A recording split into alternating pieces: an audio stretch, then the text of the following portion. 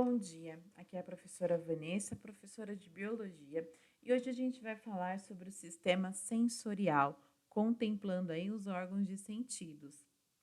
Bom, os órgãos de sentidos, né, o sistema sensorial, eles são responsáveis pela obtenção de informação. Aonde está essa informação? No ambiente externo, né? Essa informação vai chegar, né, sobre forma de estímulos sensitivos a esses órgãos, sendo transformados em impulsos nervosos. Assim, o sistema nervoso central, né, transformando em impulsos nervosos, o sistema nervoso central consegue interpretar, tá? Então, quem são esses sentidos? Primeiro, vamos falar dos sentidos: o olfato, o tato, a audição, a visão e o paladar. E os órgãos, né?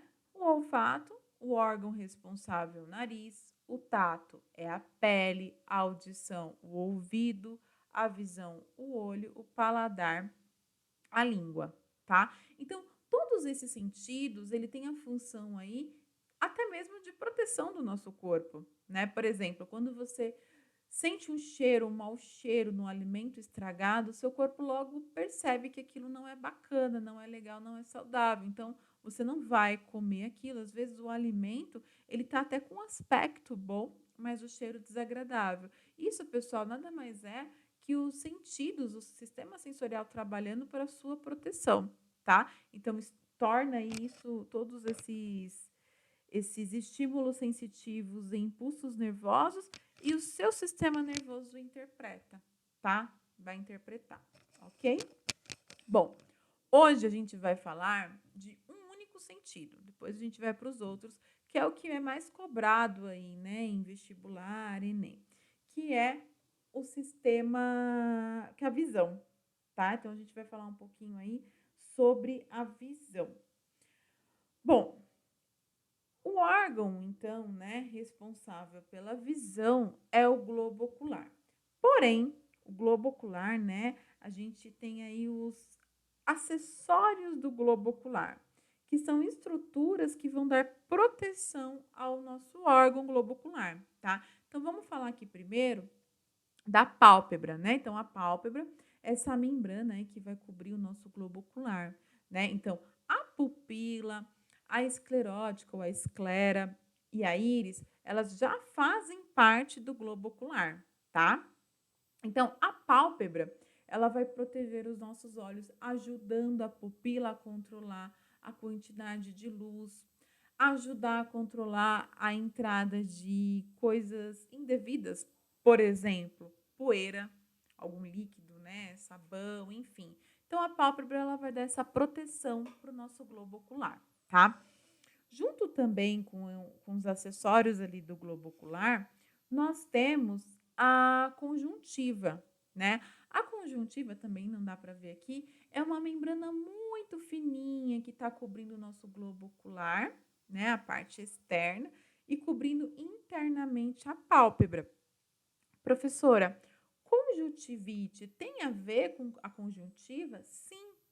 Então, quando você tem ali a proliferação de bactérias dentro dessa conjuntiva, eu tenho ali a conjuntivite, tá? Mas ainda assim, a conjuntiva está fazendo o seu papel de proteção. É melhor a bactéria se proliferar ali, ter uma barreira ali na conjuntiva, do que entrar no globo ocular, tá?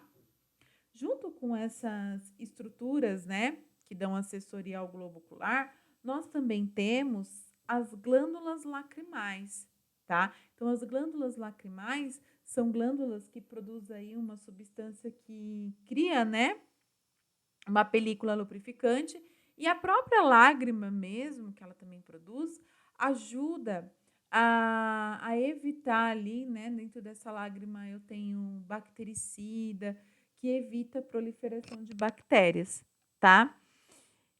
E também ajuda, tem algumas enzimas ali que vai ajudar os olhos, ok?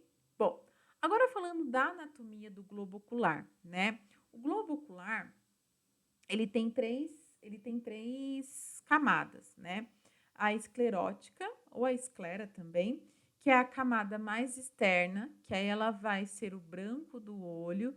Quando ela chega bem na frente do olho aqui, ela forma uma estrutura transparente, a córnea, tá? Que é a parte anterior da esclerótica, ok? Bom, temos também a segunda camada, a coroide, tá? Essa camada, pessoal, ela tem muitos vasos sanguíneos, né? E também, e aí na frente, né? Lá na frente vai formar a íris, né? E lá no meio da íris nós temos a pupila, a gente já vai falar dela, tá? E a camada mais interna aí é a retina, tá? Então, na retina é onde eu tenho a formação da imagem, é na retina, tá? E o que tem nessa retina? Eu tenho muitas células fotorreceptoras, tá? Então, eu tenho 2 tipos de células que a gente vai falar mais para frente, que é responsável aí pela formação e pela cor da imagem, tá bom? Temos também aqui, como eu disse, a córnea, a parte mais externa aqui, né? Eu tenho a pupila, que tem a função aí de controlar a entrada e a saída de luz. Perdão, entrada e saída não, gente. Já ninguém aqui é o X-Men para sair luz do olho, né? A entrada de luz, tá? Então, olha que interessante. Quando você está num ambiente muito iluminado, muita luz, a pupila ela vai se retrair, ela vai ficar bem pequenininha, né?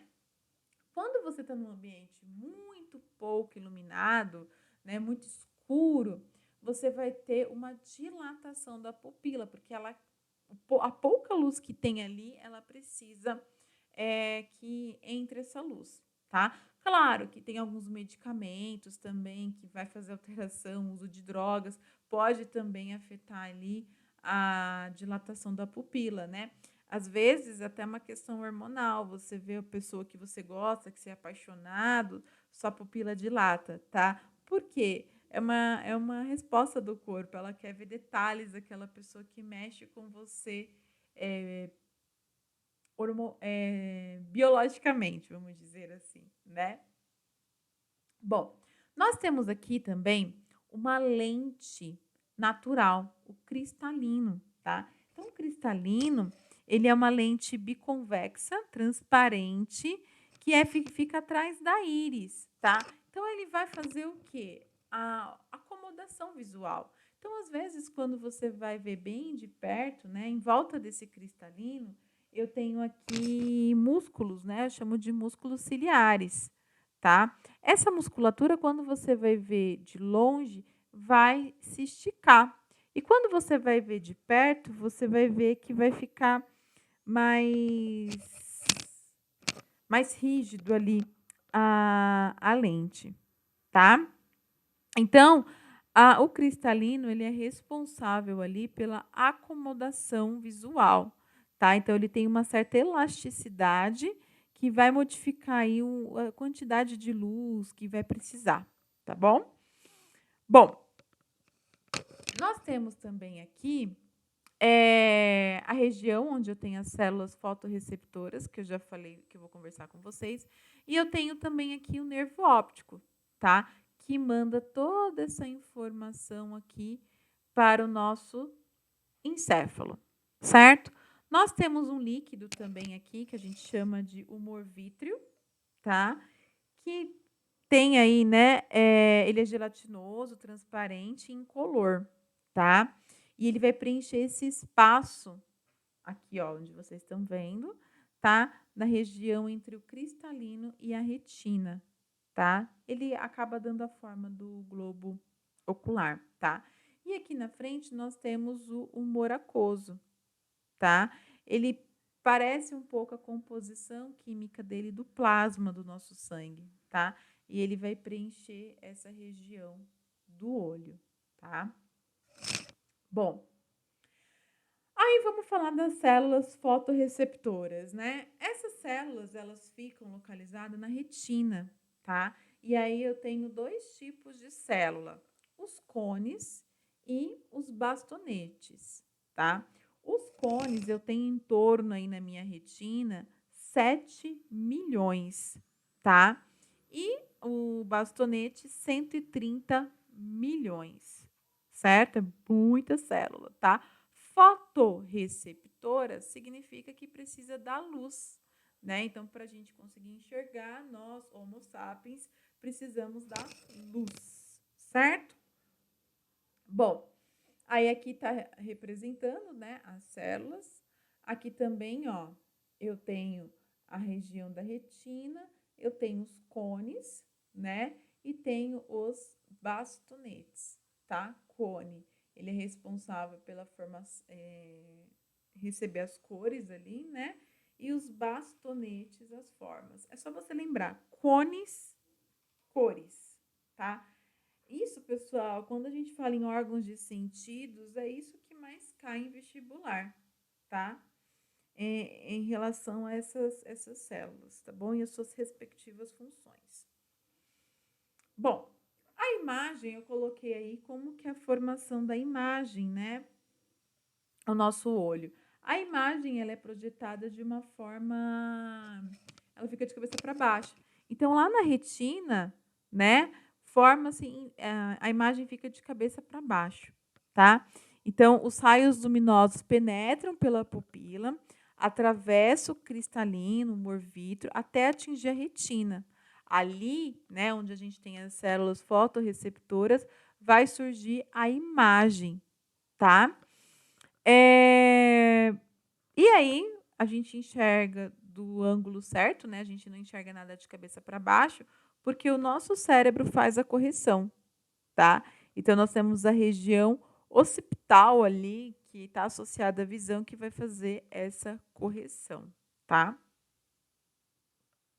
Bom, aí eu tenho algumas patologias do olho, né? Então, a gente tem um olho normal, bonitinho, que a imagem é feita nessa região da retina, né? A gente chama de olho emetropia, né? Perdão, olho emetrópico, tá? Então, é um olho que tem tudo ok. Mas existe aí uma patologia que a gente chama de miopia, tá? O que é o miopia? É quando o globo ocular, ó, um olho normal, a imagem se forma aqui, né? Aqui são os vasos sanguíneos, tá, pessoal? A gente precisa de sangue aqui. A miopia, ela vai ser o quê? Ela vem uma patologia que decorre do achatamento do globo ocular, tá? E qual que é a consequência disso? A retina se afasta e a imagem forma aquém da retina, tá? Antes da retina, tá? A miopia é chamada de visão de perto, porque os objetos próximos formam imagens nítidas na retina, tá?